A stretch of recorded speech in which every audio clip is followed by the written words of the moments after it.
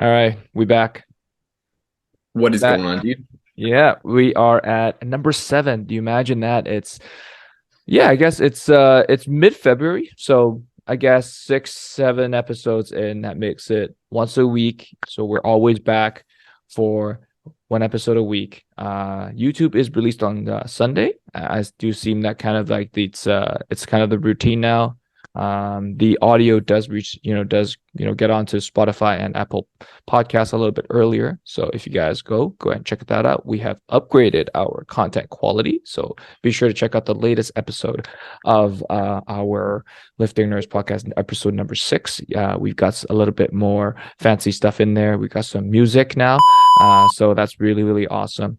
But today, that's how many weeks are you out from your BC? BC Cup. I think I'm 6.5 weeks out now. So definitely in the part of prep where things brain fog's starting to happen, hunger's continuing to elevate a bit more. I do notice with prep that like you almost could catastrophize things a little bit more than usual. So like if something wrong goes, like you think like it's so much worse than it actually is, but it's not. But I think that's just a thing that happens when you are under a lot of stress with being at a low body fat percentage. So definitely starting to feel some of those kind of things. But no, man, definitely getting to a good spot. Got like the feathering in the quads, hamstrings and glutes are coming in. The legs are getting almost that kind of dry look now. So I think we're pretty much almost there now. So I'm All excited. right. Yeah. So if you guys have not checked it out, if you want to go, guys, check out his condition. You are listening to this in audio, but go check out his Instagram page to see how his condition is. For the YouTube users, and I don't know if you want to do this. You can take off your shirt right now so people can see. I'll save that for the end. All right. Okay. Let's do that. Just do some But posing. all right. That sounds good. That's good for the audience. All right. So, but after your post show for BC Cup, and then it's going to be Vancouver for you, right? Yeah, man. All Yeah, right. so Vancouver, I think I'm like 12 weeks out or something from Vancouver. I'm not even actually sure. I've been so focused just on this first show that I'm not even Mm, really sure how I many. think It's pretty much it's just directly like a month, just over a month after the BC Cup. yeah. So if you're 6 weeks out, a month later, I can't do math. So plus 4, 10 weeks. Yeah. About 10 weeks. Yeah. Yeah. Yeah, that makes sense. That makes Okay. sense. Yeah. So you're about right. It's about almost a little bit less than 12 weeks away from Vancouver, BC. That one is going to be huge. That's going to be huge. I saw some of the workshop that WMBF Canada posted on the workshops. They look awesome. We have many, many competitive people coming along, and that's really, really exciting.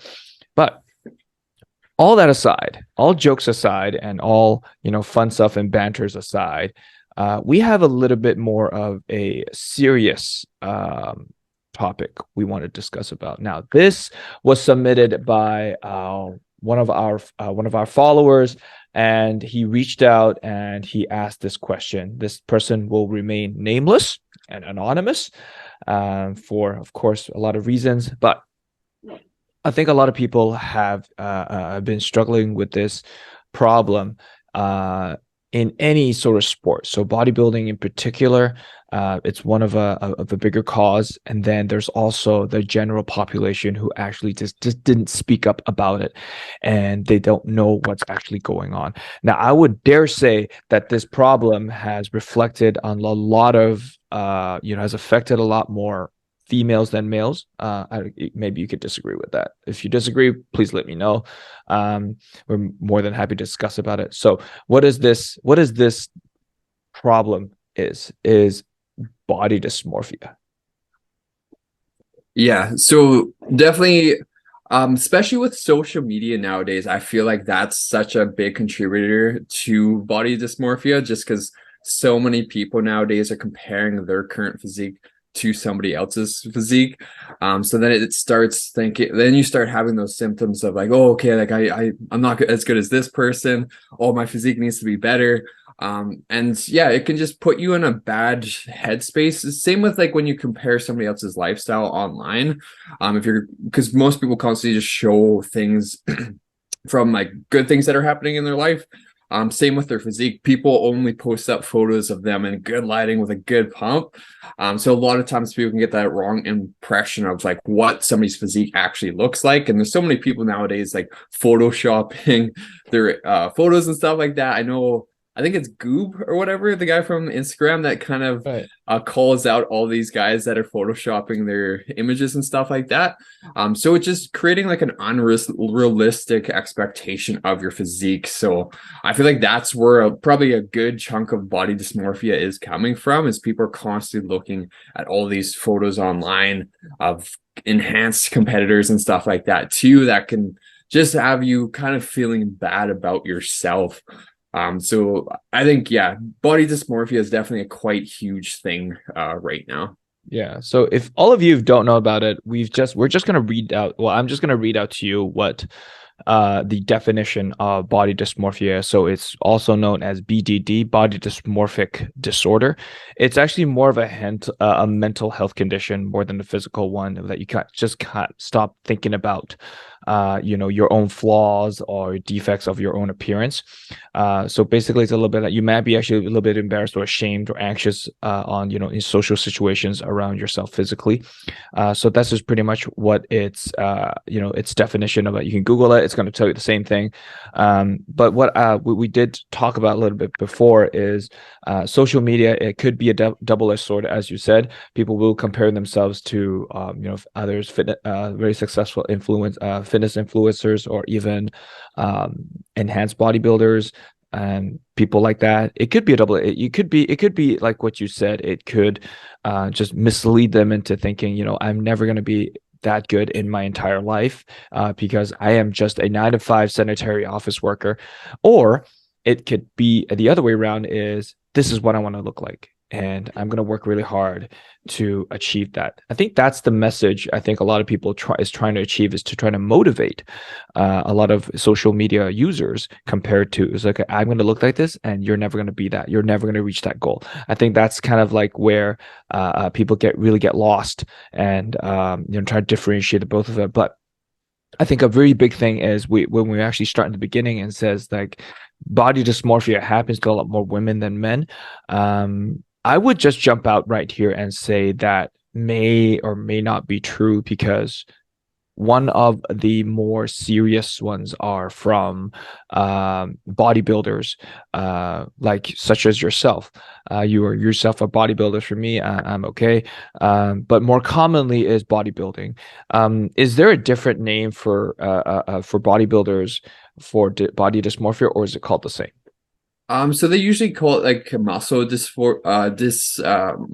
Can't even say the word. Dysmorphia. There's another term for it. I have it written down somewhere here. Is it in your hand or something like that? I don't know where it's in the notes somewhere, but if I think of it, or if I can see, I just can't see it right now. Yeah. But I know there is another name for it, or bigorexia or something like that. I think that's another term for it. Bigorexia? Bigorexia. I'm pretty sure that's isn't that what it's called? BIG big? Bigorexia. Yeah. I don't know what you're talking about, man. But it sounds like I'm too big and I'm bigorexia. Well, I swear, I'll double check to make sure that that's the right term. It might just be prep brain right now that's bringing that up. But yeah, it's essentially just, you just never feel like you're big enough, right? Like, right. Especially with bodybuilders, like even guys that are enhanced, like some of them get to a point where they just don't feel like they could be like 250 pounds and they still feel like they're small. So that's another thing. And I find a lot of those people too, like they'll think they're smaller than somebody else when they're actually bigger than somebody else. So they have like an illusion of that their body's actually smaller than what they actually believe it is, or what it actually objectively is. So it's very fascinating. But yeah, I would say that like the main one for like bodybuilders or competitors is they're just never feeling like they're big enough, right? Okay. And so I'm just giggling when I just talked about bigorexia. But you said there was another term before bigorexia. What was that again? Oh, the body dysmorphia. or like Yeah. the muscle dysmorphia. Oh, muscle dysmorphia. Okay, there we go. Yeah. Okay. Yeah. So let's just call it by that, since we don't really know what the other one is called, and we don't want to be, we don't want to be incorrect about that. So what about this muscle dysmorphia actually? So besides thinking that I think all bodybuilders struggle with the with that symptom that you actually said, pretty much even one of 3MJ's, I think it's 3MJ or On Culture, I don't remember, but one of their podcasts talks about, all bodybuilders struggle with the same thing. The day you start lifting and get into bodybuilding, you're never big enough. Yeah. So yeah, You're forever small. yeah, you're forever small. So I think that's a very interesting topic that that they talked about. But I think that is also could actually lead to a disorder here, where one is, significantly not big enough. What else are other, symptoms that may, they may struggle with? Just overvaluing your appearance, right? So like you'll like, instead of like, say some people may be obsessed with like materialistic things like cars and like houses and stuff like that, you're just overly invested just in the way you appear. So like sometimes like you may restrict yourself from going out to eat with others because you don't want to destroy your diet or something like that. So you over obsess about your nutrition, over obsess about your training to unhealthy levels, which a lot of these guys end up being in the gym way longer than they need to be, or being too restrictive with their diet or more than necessary. So I think those are another like huge component to them. But yeah, just having essentially negative beliefs of their physique. Like they just never feel like their physique is good enough, no matter how big their biceps gets, no matter how big their back or legs get, they just never feel like it's big enough.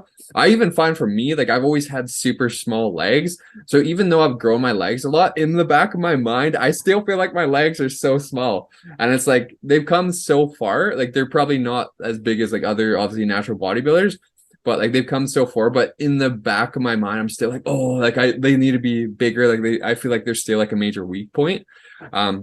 So it's just, that's always in the back of my mind. And I find with a lot of people too, like I think even Rich Piana, like he was always obsessed about growing his biceps, and like his biceps were just gigantic, and he had so much like synthol or whatever in them too, but like he still felt like they weren't big enough. And then he got to the point where he was just disproportionate, and like his legs, he stopped training them because he already usually had like naturally big legs, and then like he just stopped training them because he's like, oh, they're genetically gifted. But then he got so disproportionate that like his upper body was massive, legs weren't that big.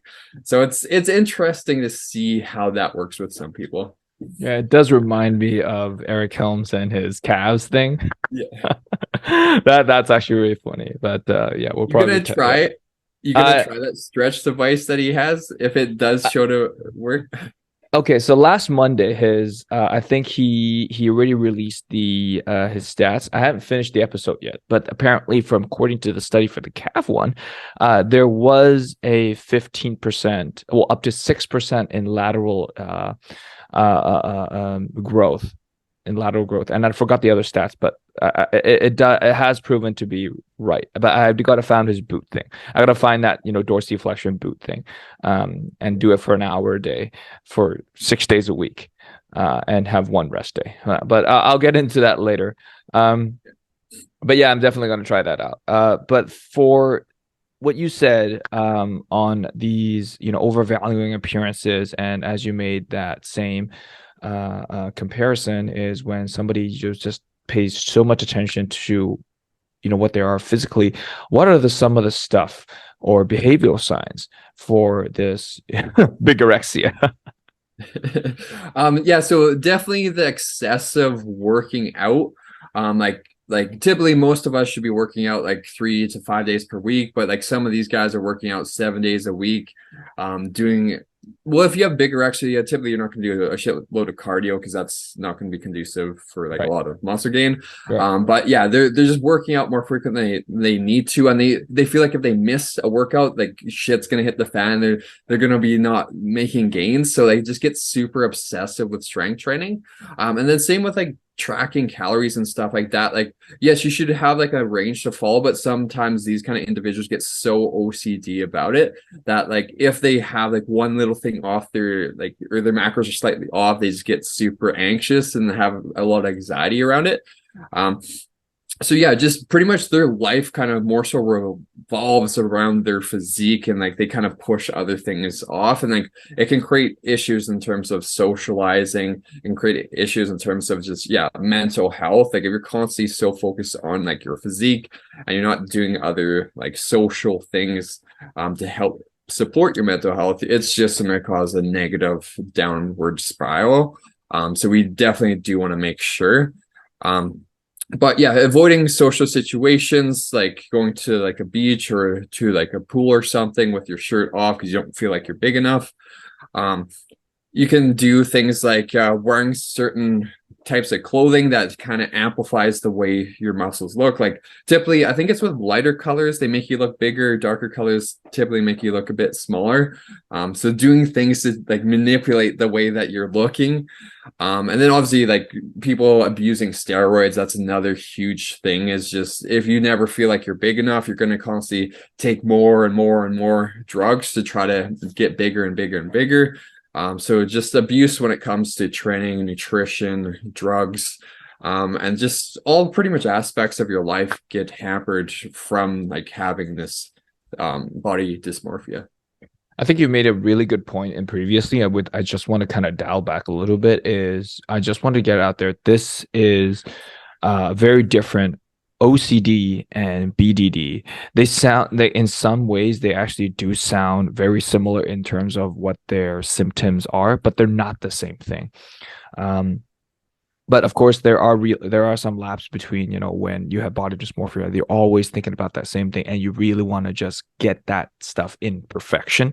Yeah, that is true. And in some degree OCD, carries the very similar aspects, but they're not the same thing. So don't mix them up. So for, bigorexia, obviously I do not have that. I probably, as I don't have I'm not genetically gifted to be a very large person. So yes, I have started lifting since 6 years ago, 7 years ago, 2016. Shit, my math is so bad. When is 2016? How long was it ago? That's what is it? 2023. Right. And then 23 minus 16. Yeah, see, I can't do that. Yeah, my prep brain is all right. I find in the morning I'm good from like 9 to from 5 in the morning to like 10 o'clock in the morning. I'm like good, and then things start to dip down over time. So whenever you see me, that's when your brain dips. Yeah, pretty much. All right. So anyways, whatever that number is, I'm not going to go deep. So that's pretty much when I actually started seriously bodybuilding. So, and from 7 years. Oh, you actually did the math. Because 1, 2, 3. Oh, you're just counting upwards. Yeah. Okay. All right. So 6-7 years about that. And then, and I've always looked in the mirror, and I don't think I can even say this, but maybe you guys can actually help me identify this, or maybe you can actually identify this. I've spoken about this a lot. It's from day one when I was, just post-puberty, and I had to accept that I was just naturally not a big guy. I was just naturally, my body was just skinny all out. And then I just have to accept that, and then I just start slowly working towards, a physique that I really, really wanted. Now, as time passed, and as I think when the major change actually started coming was when I actually started when I did my first bodybuilding show back in 2017. Yeah, 2017 is my first show, and then when things started, dialing and going, my body of course has grown, and then I have others in Gen Pops, the other clients that have seen me says, hey, that body that you have right now is exactly what I want. That I want to look exactly that. Maybe not, that V taper is really nice, maybe not that big, but I want that one. And deep down it's like this is not big. If I was big, I would be, WFBF champion. I would have competed at Worlds with all the other pros at that high level. I would probably move on to Muscle Mayhem. wherever that is. I think that was in LA last time. Last year, I Was think it it was in LA. California? I thought it was in California for some reason, but maybe not. Anyway, it probably was. Yeah, it was in California. I just don't remember where. It's either LA or it was in San Fran. I don't know. Oh, But okay. that's I've probably been there competing with top level athletes. That's me when I think I'm big enough. So maybe you can identify if is this just a dream chaser for me, or that is also a certain degree of BDD. It's well, and that's the thing. Like, if it's affecting your life in a negative way, I would say they would be considered like body dysmorphia. Because most conditions, like I'm not a psychologist or anything, I took some psychologist courses in university, but 101. typically most conditions, if it is negatively impacting your life and the way you're living, to a significant degree, is usually gonna be related to some sort of condition. Like, you probably have it, but if it's something that you're just looking to chase, but it's not really having any major impacts on like your overall general life or just general functioning with work and social life and stuff like that, then it's probably not. So I personally don't think you have any form of issue. Like, it's pretty normal to reach for something, and like it's good to have something to kind of work towards. But yeah, we do want to focus more so on our own physique and what we're personally capable of, because I find sometimes, yeah, we can compare ourselves, we can look at these crazy natural like freaks, and like when we're trying to be like, oh, I want my physique to look like theirs, it's just like that's setting yourself up for unrealistic expectations, and like you're sometimes, yeah, just in a you're just gonna have a negative experience with it if you're trying to constantly chase like people that are just genetically on like an elite level. So like doing the best that you can do with your own physique is obviously huge. And that's where it's hard with social media, right? Because especially as competitors like ourselves, we're always looking at other competitions or other competitors, and oh, like maybe I can beat this guy, maybe I can't. So it's hard sometimes to like focus on ourselves and focus on the process rather than that outcome.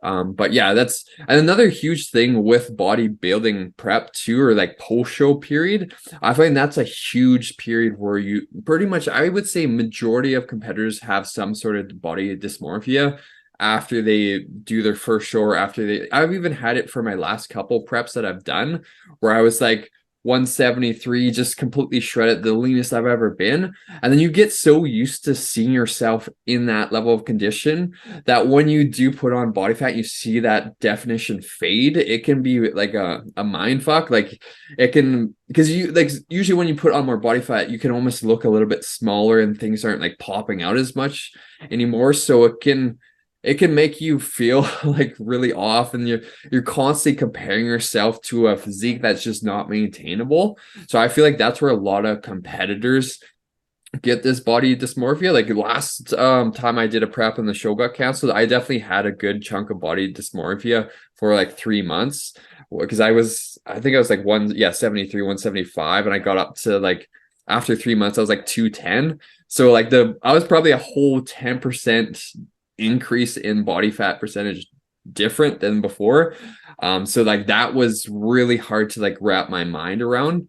But just I feel like for bodybuilders, just understanding that you have different phases in your lifting career. Like you have phases where, yeah, you're like maybe beach lean. You have different phases when you're focusing on putting on muscle, when you're a little bit more thicker and kind of like bear mode. And then you have your kind of bodybuilding physique. I know Alberta Nunes kind of talks about this too, just the different stages and being comfortable with your body in those different stages. And I feel like so many people struggle with like their bulking look, or like their phase where they're cutting the body fat, but they're starting to get like that flat look, and they still have a little bit of body fat on top, and they're like, oh, I don't know if I should continue cutting or if I should go back into a bulk. And then it goes into an endless cycle of not really making much progress because of constantly jumping back and forth. And I think that is kind of associated with body dysmorphia, but not to the extreme ends. That is true. That is well said. But you did mention that based upon your last prep, you had a little bit of body dysmorphia for like 12 weeks ish, for like the past 3 months. How did you actually deal with it? Maybe you could share your experiences with our listeners who may have struggled this. We can actually share some really good methods, Yeah. just to help out others. Yeah, so I definitely think I did because I was uncomfortable taking off my shirt too. Like I remember like it was in the summertime too. I was out camping and like even just taking off my shirt, I could like I was having more like wrinkles and more stored body fat around my obliques, and it was very like uncomfortable. So I could tell that was a little bit there. But how I've been like helping my clients too with this, because that's another big thing like after the show is just getting them being okay with putting on body fat again. But it's just recognizing that it is needed, right? That is needed for like to optimize your health, because obviously if you had a very low body fat percentage, your hormones are not going to be in a good spot. You're going to be irritable, you're going to be hungry all the time. It is not a good spot to be in for a large duration. So understanding that it is, if you're wanting to be the best bodybuilder you can be, you need to have stages where you are at a higher body fat percentage, and understand like looking at the positives of it too. Like that's a thing, a lot of people just focus on the negatives of having more body fat, but like when you have more body fat, you look bigger in clothing. Like I was looking at past photos of me, like when I was 210, I'm like, oh dude, man, I feel like I look like a beast. I feel like a big dude. And right now I feel so skinny. So like like looking at the positives of it as well is a huge thing. Like your strength's up. You're like just a big dude now. So you feel like powerful, and just focusing on the performance side of things rather than focusing on the way your body is changing. Because when you are at the higher body fat percentage, it is quite challenging to see if you're actually gaining muscle or not. You have to kind of be in a bulking phase for quite some time and then go into a cutting phase to actually reveal the muscle and see if some changes have been made. So yeah, just taking your time with it, understanding both or all the phases or the different physiques that you are going to have in your lifting career, and just learn to like love yourself at all different body fat percentages, which is a huge thing. I totally agree. That's really, really well said. So I think that's also one of the things I do want to add as well is, so I think the first step is identifying if that's actually BDD that you have, or it's just like what I said, or I asked you, is it a body dysmorphia, or is it just a goal setting that we're trying to reach? So I think identifying that is fairly essential. I think that's the first step, and then if it turns out to be BDD, then I think there's going to be a lot more. We're not, honestly, we're not any expert in this field, but I think we, from athletes as ourselves, we may potentially run into the same situation here. So if you do have BDD, I think it's also important that you seek for professional help. But before you actually seek professional help, I think it's very essential for us to surround yourself with similar people as well. That's why we've got a bodybuilding community, because everybody goes through a lot of very similar prep brains like yourself. They go through the same phases when they step on stage, the same nervousness, the same competitiveness. Everybody experiences a very similar thing. That's why people get around, and that actually creates a community. I think so. Surround yourself with people who have actually experienced similar aspects with you, and getting that support group, I think it's very, very essential. And if you're on the other end, like myself, I think what we are actually suggesting here is really trying to understand and accept yourself as a different levels of body fat. It could really change your perspective in some things, and if you do need help with that, and of course you can always feel free to reach Brandon or us. Yeah, you could actually feel free to ask us, or even just reach out for your friends. Now, you've got to be very careful in picking out your friends.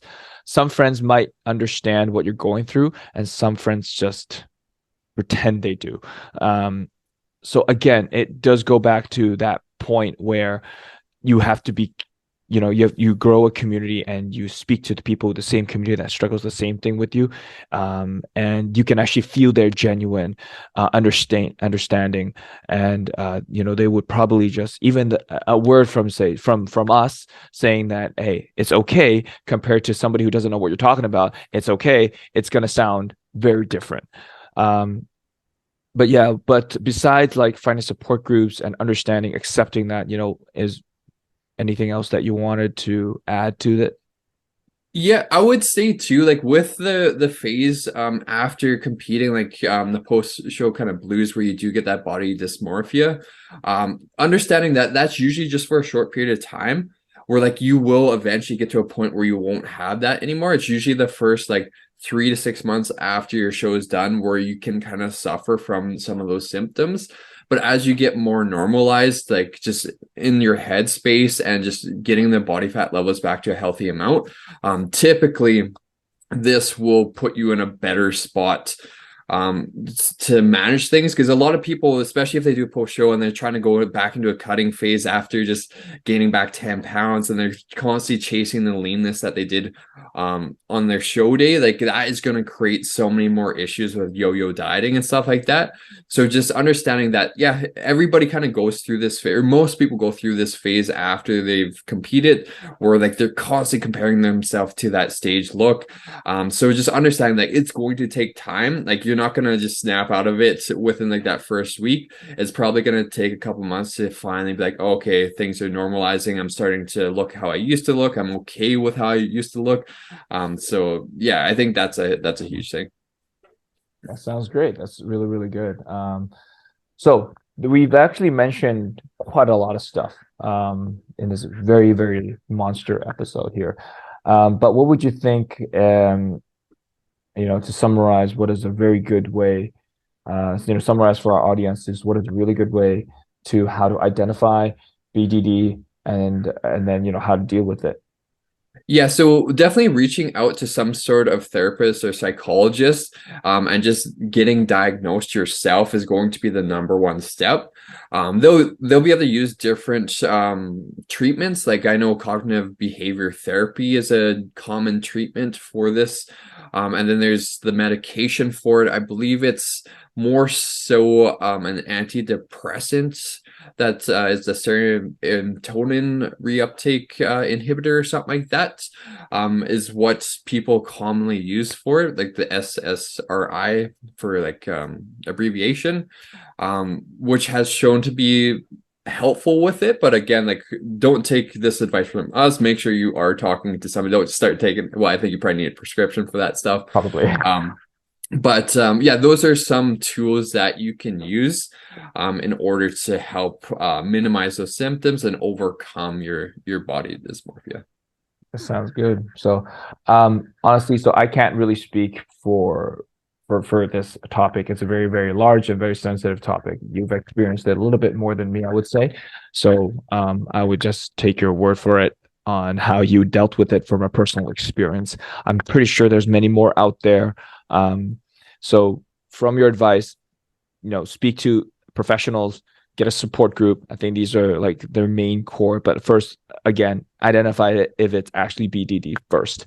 But yeah, I think we covered a lot of ground here. There's a lot to intake for a lot of our listeners. We've learned a new word today from you. So bigorexia, that's going to be our, I swear, I could be totally wrong with this, but I swear that is the term, but it's probably something. It's going to be a thing now. I'm going to put it all over us. It's going to be bigorexia. But is there anything else we want to add before we close out? No, I think that's pretty much it, man. I'm excited for our next podcast next week with Jeff Alberts. I think that's gonna be a fun one. Yeah, spoiler for this. So you guys knew about it. So stay tuned for next week.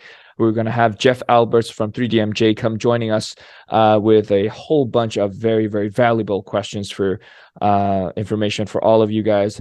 So those will be it. Please follow us on Spotify and YouTube. Subscribe to us, like it, and please leave us a rating on Spotify and Apple Podcasts. It would be really greatly appreciated. If you guys have any comments or any questions, please leave it in the YouTube comment section. We will try to get some of the Q&As in other episodes in the beginning so we can answer some of your questions. But otherwise, please guys follow us, and we'll see you guys next week.